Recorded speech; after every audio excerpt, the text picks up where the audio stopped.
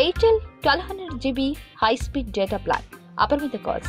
దేశీయ టెలికాం రంగంలో రోజురోజుకు విప్లవాత్మక పరిణామాలు చోటు చేసుకుంటున్నాయి. రిలయన్స్ జియోతో దిగ్గజ టెల్కోలన్నీ వార్కి సై అంటున్నాయి. డేటా టారిఫ్ వార్ కొనసాగుతుండగానే ఇప్పుడు బ్రాడ్బ్యాండ్ వార్ మొదలైంది.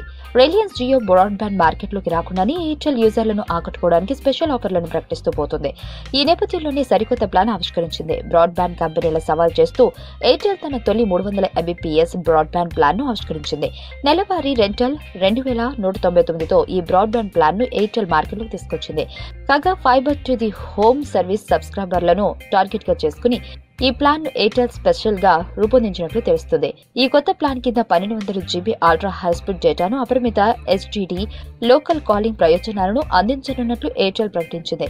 ఈ కొత్త 300 Mbps బ్రాడ్బ్యాండ్ ప్లాన్లను ఎంచుకునే ఎయిర్టెల్ సబ్స్క్రైబర్లకు Airtel Wink music, Airtel TV వంటి OTT యాప్స్ కు ఉచిత సబ్స్క్రిప్షన్ లభించింది.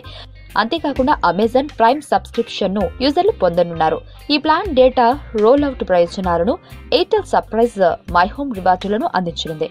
అంతేకాకుండా 1 TB బోనస్ డేటా కూడా అక్టోబర్ 31 వరకు యూజర్లకు అందుబాటులో ఉండనుంది.